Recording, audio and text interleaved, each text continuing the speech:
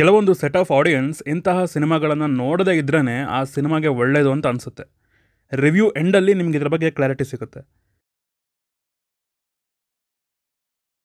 ಇಬ್ಬನಿ ತಬ್ಬಿದ ಎಳೆಯಲ್ಲಿ, directed by Chandrajith Belliyappa, starring Vihan, Ankita Amar and Mayuri Nataraj in lead role. Premiere ಶೋನ ನೋಡ್ಕೊಂಡು ಬಂದಿದ್ದಾಯಿತು. ಮಾತಾಡುವ ಸಿನಿಮಾ ಕೊಟ್ಟಂತಹ ಎಕ್ಸ್ಪೀರಿಯೆನ್ಸ್ ಹೇಗಿತ್ತು, ನನಗೇನು ಇಷ್ಟ ಆಯಿತು, ನನಗೇನು ಕಷ್ಟ ಆಯಿತು ಅಂತೆಲ್ಲ. ಆದರೆ ಅದಕ್ಕಿಂತ ಮುಂಚೆ ಚಾನಲ್ಗೆ ಫಸ್ಟ್ ಟೈಮ್ ಬಂದಿದ್ರೆ ವಿಡಿಯೋನ ಫುಲ್ ನೋಡಿ, ಇಷ್ಟ ಆದರೆ ಮಾತ್ರ ಸಬ್ಸ್ಕ್ರೈಬ್ ಮಾಡಿಕೊಂಡು ಸಪೋರ್ಟ್ ಮಾಡಿ. ಸಿನಿಮಾದ ಒನ್ ಲೈನ್ ಸ್ಟೋರಿ ವಿಚಾರಕ್ಕೆ ಬಂದರೆ, ಸಿದ್ಧಾರ್ಥ್ ಅನಾಹಿತೆಯಿಂದ ದೂರ ಆಗಿ 7 ವರ್ಷ ಆಗಿದೆ. ಈಗ ರಾಧಾ ಅನ್ನೋಳನ್ನು ಮದುವೆ ಆಗ್ತಾ ಇದ್ದಾನೆ. ಆದರೆ ಅವನಿಗೆ ಅನಾಹಿತಳನ್ನು ಮನಸ್ಸಲ್ಲಿ ಹಿಡ್ಕೊಂಡು ರಾಧಾನ ಮದುವೆ ಆಗಿ ಮೋಸ ಮಾಡೋದಕ್ಕೆ ಇಷ್ಟ ಇಲ್ಲ. ಇವಾಗ ಏನು ಮಾಡ್ತಾನೆ? ಅಷ್ಟಕ್ಕೂ ಅನಾಹಿತ ಯಾರು, ಇವರಿಬ್ಬರು ಹೇಗೆ ದೂರ ಆದರು ಅನ್ನೋದನ್ನು ನೀವು ಸಿನಿಮಾ ನೋಡಿದ್ರೆ ತಿಳ್ಕೊತೀರಾ. ಸಿನಿಮಾದಲ್ಲಿ ನನಗೆ ಇಷ್ಟ ಆಗಿದ್ದು ಸ್ಟೋರಿ ಟೆಲ್ಲಿಂಗ್ ಆ್ಯಂಡ್ ಪ್ರೆಸೆಂಟೇಷನ್. ಸ್ಟೋರಿಗಿಂತ ನನಗೆ ಇಲ್ಲಿ ಚಂದ್ರಜಿತ್ ಅವರ ಸಾಲಿಡ್ ಸೀನ್ ರೈಟಿಂಗ್ ಸ್ಟ್ಯಾಂಡ್ಔಟ್ ಆಗಿ ನಿಂತಿದೆ ಅನ್ನೋ ಒಂದು ಫೀಲ್ ಬಂತು. ಯಾಕಂದರೆ ಒಂದು ಸ್ಟ್ರೈಟ್ ಕಥೆನ ನಾನ್ ಲೀನಿಯರ್ ಆಗಿ ಚಾಪ್ಟರ್ ವೈಸ್ ಬಿಚ್ಚಿಡ್ತಾ ಹೋಗಿದ್ದಾರೆ ನಮ್ಮ ಮುಂದೆ. ಇಂಟ್ರೆಸ್ಟಿಂಗ್ ಅನಿಸೋ ಪಾತ್ರಗಳು, ಅವರ ಮಧ್ಯೆ ಇರೋ ಕಾನ್ವರ್ಸೇಷನ್ಗಳು ತುಂಬ ಚೆನ್ನಾಗಿದ್ವು. ಸ್ಪೆಷಲಿ ಅನಾಹಿತ ಆ್ಯಂಡ್ ಸಿದ್ಧ ಕ್ಯಾರೆಕ್ಟರ್ ಮಧ್ಯೆ ಇರೋ ಕಾನ್ವರ್ಸೇಷನ್, ಆ ಡೈಲಾಗ್ಸ್, ಅದನ್ನು ಡಿಸೈನ್ ಮಾಡ್ಕೊಂಡಿರೋ ರೀತಿ ನನಗೆ ತುಂಬ ಹಿಡಿಸ್ತು.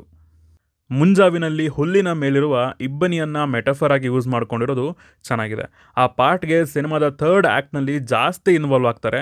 ಆ ಮೆಟಫರಿಕಲ್ ರೆಪ್ರೆಸೆಂಟೇಷನ್ ನನಗೆ ತುಂಬ ಹಿಡಿಸ್ತು. ಸಿನಿಮಾದಲ್ಲಿ ಹಾಡುಗಳನ್ನು ತುಂಬ ಚೆನ್ನಾಗಿ ಯುಟಿಲೈಸ್ ಮಾಡ್ಕೊಂಡಿದ್ದಾರೆ. ಸ್ಪೆಷಲ್ ಅನಿಸೋದು ಅದರ ಪ್ರೆಸೆಂಟೇಷನಿಂದ. ಸದಾ ನೀನೆ ಹಾಗೂ ಅನಾಹಿತ ಹಾಡುಗಳನ್ನು ಪ್ರೆಸೆಂಟ್ ಮಾಡಿರೋ ರೀತಿ, ಅದರ ಥಿಯೇಟ್ರಿಕಲ್ ಎಕ್ಸ್ಪೀರಿಯನ್ಸ್, ವಿಜುವಲ್ಸ್ ಎಲ್ಲವೂ ಒಂದು ಹೊಸ ಸ್ಟ್ಯಾಂಡರ್ಡ್ಸ್ನಲ್ಲಿದ್ವು ಅಂತ ಹೇಳ್ಬೋದು. ಹಾಗೆಯೇ ಪಾತ್ರಗಳ ಇಮ್ಯಾಜಿನೇಷನ್ ಅನ್ನೋದನ್ನು ಸ್ಕ್ರೀನ್ ಮೇಲೆ ತಗೊಂಡು ಬಂದಿರೋ ರೀತಿ, ಅವುಗಳನ್ನು ಕನ್ವೆ ಮಾಡಿರೋ ರೀತಿ ಸಿನಿಮಾದಲ್ಲಿ ಬಂದಾಗ ಅದು ಹೈಲೈಟ್ ಆಗ್ತಿತ್ತು. ನನಗೆ ಐಡಿಯಾಸ್ ತುಂಬ ಇಷ್ಟ ಆಯಿತು. Next, visuals. ಒಂದು ಫೀಲ್ ಗುಡ್ ಲವ್ ಡ್ರಾಮಾಗೆ ಈ ಲೆವೆಲ್ ವಿಜುವಲ್ಸ್ನ ಅಚೀವ್ ಮಾಡಿರೋದಕ್ಕೆ ಶ್ರೀವತ್ಸನ್ ಸೆಲ್ವರಾಜನ್ ಆ್ಯಂಡ್ ಟೀಮ್ಗೆ ಅಪ್ರಿಸಿಯೇಷನ್ ಬರಲೇಬೇಕು. ಫ್ಲ್ಯಾಶ್ ಬ್ಯಾಕ್ ಎಪಿಸೋಡ್ಸ್ನ ಎಷ್ಟು ಫ್ರೆಶ್ ಆಗಿ ತೋರಿಸಿದ್ದಾರೆ, ಅದರಲ್ಲಿ ಎಷ್ಟು ಕ್ವಾಲಿಟಿ ವಿಜುವಲ್ಸ್ ಇವೆ. ಆ ಫ್ರೇಮ್ಸ್ಗಳಾಗಿರಲಿ, ಲೈಟಿಂಗ್ ಜೊತೆ ಆಟ ಆಡಿರೋದು, ಒಂದೊಳ್ಳೆ ಪೇಂಟಿಂಗ್ ರೀತಿ ವಿಜುವಲ್ಸ್ ಹೊರಗೆ ಬಂದಿವೆ ಇಡೀ ಸಿನಿಮಾದಲ್ಲಿ. Next, music. ಸಾಂಗ್ಸ್ ಮತ್ತು ಬ್ಯಾಕ್ಗ್ರೌಂಡ್ ಸ್ಕೋರ್ ಫೀಲ್ ಗುಡ್ ಡ್ರಾಮಾಗಳಿಗೆ ಮೇನ್ ವೆಪನ್ ಅನ್ಬೋದು. ಈ ಸಿನಿಮಾದಲ್ಲಿ ಅವುಗಳನ್ನು ಗಗನ್ ಅವರು ತುಂಬ ಚೆನ್ನಾಗಿ ಯೂಸ್ ಮಾಡ್ಕೊಂಡಿದ್ದಾರೆ. ಹಾಡುಗಳ ಪ್ಲೇಸ್ಮೆಂಟ್ ಎಕ್ಸ್ಪೆಕ್ಟ್ ಮಾಡೋಕ್ಕಾಗಲ್ಲ. ಅವುಗಳು ಬಂದಾಗ ಅದರ ಮ್ಯೂಸಿಕ್ ಹಾಗೂ ಲಿರಿಕ್ಸ್ ನಮ್ಮನ್ನು ಹಿಡಿದು ಕೂರಿಸುತ್ತೆ. ಆ ಹಾಡಿನಿಂದ ವಿಜುವಲ್ಸ್ ಮೇಲೆ ನಾವಿನ್ನೂ ಗಮನ ಕೊಡೋದಕ್ಕೆ ಶುರು ಮಾಡ್ತೀವಿ. ನನಗಿಷ್ಟ ಆದ ಹಾಡುಗಳು ಬಂದು ರಾಧೆ, ಸದಾ ನೀನೆ, ಅನಾಹಿತ ಆ್ಯಂಡ್ ತಾರೆ ನಿಹಾರೆ. ಸಖತ್ ಚೆನ್ನಾಗಿದ್ವು ಅದರ ವಿಜುವಲ್ಸ್ ಕೂಡ. ರಾಧೆ ಹಾಡಿನಲ್ಲಿ ಮೇಲ್ಕೋಟೆನ ತೋರಿಸಿರೋ ರೀತಿ, ಅದರಲ್ಲಿದ್ದ ಲೈಟಿಂಗ್ ನಂಗೆ ಸಖತ್ ಇಷ್ಟ ಆಗೋಯ್ತು. Next, performances.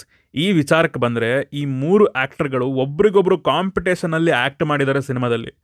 ಅನಾಹಿತ ಹಾಗೂ ಸಿದ್ಧ ಕ್ಯಾರೆಕ್ಟರ್ಗಳಿಗೆ ತುಂಬ ಸ್ಕ್ರೀನ್ ಟೈಮ್ ಇದೆ. ಅವ್ರುಗಳಿಗೆ ತುಂಬ ಟೈಮ್ ಸಿಕ್ಕಿದೆ ಪರ್ಫಾರ್ಮ್ ಮಾಡೋದಕ್ಕೆ. ಆದರೆ ರಾಧಾ ಕ್ಯಾರೆಕ್ಟರ್ ಮಾಡಿರೋ ಮಯೂರಿ ಅವರು ಅವ್ರಿಗೆ ಸಿಕ್ಕ ಶಾರ್ಟ್ ಡ್ಯೂರೇಷನಲ್ಲಿ ನನಗೆ ತುಂಬ ಹತ್ತಿರ ಆದರು ಅಂತ ಹೇಳ್ತೀನಿ. ಮದುವೆ ಸೀನಲ್ಲಿ, ಹಾಗೆ ಒಂದು ಹೋಟೆಲ್ ರೂಮ್ನಲ್ಲಿ ಮತ್ತು ಎಲೆಕ್ಟ್ರಿಕ್ ಪೋಲಿಂದ ವಾಪಸ್ ಬರುವ ಒಂದು ಲಾಂಗ್ ಶಾರ್ಟಲ್ಲಿ ಅವ್ರ ಎಕ್ಸ್ಪ್ರೆಷನ್, ಯಪ್ಪ, ಈಗಲೂ ನನ್ನ ತಲೆಯಲ್ಲಿ ಹಾಗೇ ಇದೆ. ಬ್ರಿಲಿಯಂಟ್ ಪರ್ಫಾರ್ಮೆನ್ಸ್ ಅಂತ ಹೇಳ್ತೀನಿ. ಇನ್ನು ಅನಾಹಿತ ಕ್ಯಾರೆಕ್ಟರ್ ಪ್ಲೇ ಮಾಡಿರೋ ಅಂಕಿತಾ ಅಮರ್ ಅವರು ಸೆಕೆಂಡ್ ಹಾಫಲ್ಲಿ ಡಾಮಿನೇಟ್ ಮಾಡಿದ್ದಾರೆ ಇಡೀ ಸಿನಿಮಾನ. ತುಂಬಾ ಇನ್ನೋಸೆಂಟ್, ಎಲ್ಲವನ್ನು ಮನಸ್ಸಲ್ಲಿ ಇಟ್ಕೊಂಡು ಕಣ್ಣಲ್ಲೇ ಹೇಳೋ ಥರದ ಪಾತ್ರ ಅದು. ಸೆಕೆಂಡ್ ಹಾಫಲ್ಲಿ ಮಿರರ್ ಮುಂದೆ ಒಂದು ಸೀನ್ ಇದೆ.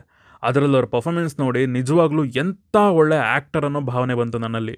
ಹಾಗೆಯೇ ಇನ್ನೊಂದು ಮುಖ್ಯವಾದ ಪಾತ್ರ ಅವ್ರ ಕಣ್ಣು ಮುಂದೆ ಬಂದು ನಿಂತಾಗ ಅವರ ಪರ್ಫಾರ್ಮೆನ್ಸ್, ಆ ಪೋರ್ಷನ್ಸಲ್ಲಿ ನನಗೆ ತುಂಬ ಇಷ್ಟ ಆಯಿತು.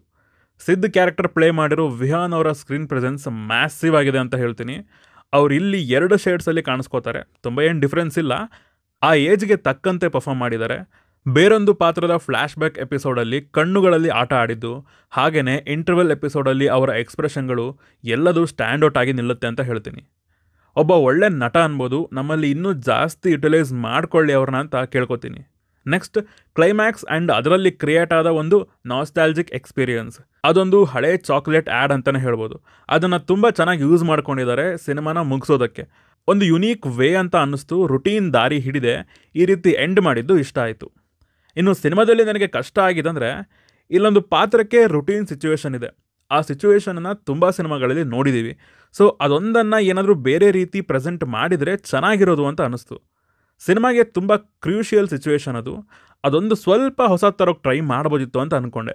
ಹಾಗೆಯೇ ಇದು ಎಲ್ರಿಗೂ ಫೀಲ್ ಆಗುತ್ತೆ ಅಂತ ಹೇಳೋಕ್ಕಾಗಲ್ಲ. ನನಗೆ ಪರ್ಸ್ನಲಿ ಫೀಲ್ ಆಗಿದ್ದು ಏನಂದರೆ, ನನಗೆ ಸ್ವಲ್ಪ ಎಮೋಷನಲ್ ಕನೆಕ್ಷನ್ ಮಿಸ್ ಆಯಿತು ಮೇಯ್ನ್ ಲೀಡ್ಗಳ ಜೊತೆ. ಮೇ ಬಿ ರಿಲೇಟಬಲ್ ಫ್ಯಾಕ್ಟರ್ಸ್ ಇಲ್ಲ ಅಂತ ಇರ್ಬೋದು. ನಾನು ಅನಾಹಿತ ಸಿದ್ಧ ಕ್ಯಾರೆಕ್ಟರ್ಗಳಿಗಿಂತ ರಾಧಾ ಕ್ಯಾರೆಕ್ಟರ್ಗೆ ತುಂಬ ಕನೆಕ್ಟ್ ಆಗಿದ್ದೆ. ಆ್ಯಂಡ್ ಅದರ ಸಿಚುವೇಶನಿಂದನೂ ಅಥವಾ ಆ ಪಾತ್ರದ ಡೈಲಾಗ್ಸಿಂದನೂ ನನಗದು ತುಂಬ ಹತ್ತಿರ ಆಯಿತು, ಕನೆಕ್ಟ್ ಆಯಿತು ಬೇರೆ ಎಲ್ಲದಕ್ಕಿಂತ. ಮೇನ್ ಕ್ಯಾರೆಕ್ಟರ್ಗಳಿಗೆ ಏನು ಫೀಲ್ ಆಗ್ತಾ ಇತ್ತೋ ಆ ಒಂದು ಫೀಲ್ ನನಗೆ ಆಗಲಿಲ್ಲ ಸಿನಿಮಾದ ಕೊನೆಯ ಭಾಗದಲ್ಲಿ ಅಂತ ಹೇಳ್ತೀನಿ. ಆ್ಯಂಡ್ ಸಿನಿಮಾನ ನಮ್ಮ ಮುಂದೆ ಸ್ಲೋ ಆಗಿ ಬಿಚ್ಚಿಡ್ತಾ ಹೋಗಿದ್ದಾರೆ. ನಾನು ಸ್ಲೋ ಪೇಸ್ ಸಿನಿಮಾಗಳನ್ನು ನೋಡೋದ್ರಿಂದ ನನಗಿದೇನು ಸಮಸ್ಯೆ ಅನಿಸ್ಲಿಲ್ಲ, ಬಟ್ ಬೇರೆಯವ್ರಿಗೆ ಗೊತ್ತಿರಲಿ ಅಂತ ಹೇಳಿದೆ ಅಷ್ಟೇ.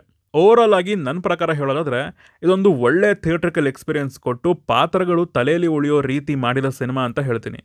ಅಗೇನ್ ಮಾಸ್ ಕಮರ್ಷಿಯಲ್ ಆಡಿಯನ್ಸ್ ಇದರಿಂದ ದೂರ ಇರೋದೇ ತುಂಬ ಒಳ್ಳೆಯದು. ಸುಮ್ಮನೆ ನೋಡಿ ಅವರ ಒಪಿನಿಯನ್ ಇಂದ ಈ ಸಿನಿಮಾ ಮೇಲೆ ನೆಗೆಟಿವ್ ಇಂಪ್ರೆಷನ್ ಬೀಳಬಾರ್ದು ಅನ್ನೋ ಕಾರಣಕ್ಕಷ್ಟೇ. ನೋಡ್ಬೇಕನ್ಸಿದ್ರೆ ನೋಡ್ಬೋದು, ಅವ್ರ ದುಡ್ಡು ಅವ್ರಿಷ್ಟ. ಹಾಗೆ ಇದು ನನ್ನ ಒಪಿನಿಯನ್, ನನ್ನ ಇಷ್ಟ. ಫ್ಯಾಮಿಲಿ ಜೊತೆ ಆರಾಮಾಗಿ ನೋಡ್ಬೋದು. ಥಿಯೇಟ್ರಿಕಲ್ ಎಕ್ಸ್ಪೀರಿಯನ್ಸ್ ಈ ವರ್ಷದಲ್ಲಿ ಸಿಕ್ಕ ಒನ್ ಆಫ್ ದ ಬೆಸ್ಟ್ ಅಂತ ಹೇಳ್ತೀನಿ. ಸೊ ಇದಿಷ್ಟು ನನಗೆ ಈ ಸಿನಿಮಾ ನೋಡಿ ಹೇಳಬೇಕು ಅಂದ್ಕೊಂಡಿದ್ದ ವಿಚಾರಗಳು. ನೀವೇನಾದರೂ ಸಿನಿಮಾ ನೋಡಿದರೆ ನಿಮಗೇನು ಅನ್ನಿಸ್ತು ಅನ್ನೋದನ್ನು ಕೆಳಗಡೆ ಕಮೆಂಟ್ಸಲ್ಲಿ ತಿಳಿಸಿ. ಹಾಗೂ ನೀವು ನಮ್ಮನ್ನು ಇನ್ಸ್ಟಾಗ್ರಾಮ್ ಮತ್ತು ಟ್ವಿಟರಲ್ಲಿ ಕೂಡ ಫಾಲೋ ಮಾಡ್ಬೋದು ಸಿನಿಮಾದ ಅಪ್ಡೇಟ್ಸ್ಗಾಗಿ. ಸೊ ಸಿಗೋಣ ಮುಂದಿನ ವಿಡಿಯೋದಲ್ಲಿ. ಬಾಯ್.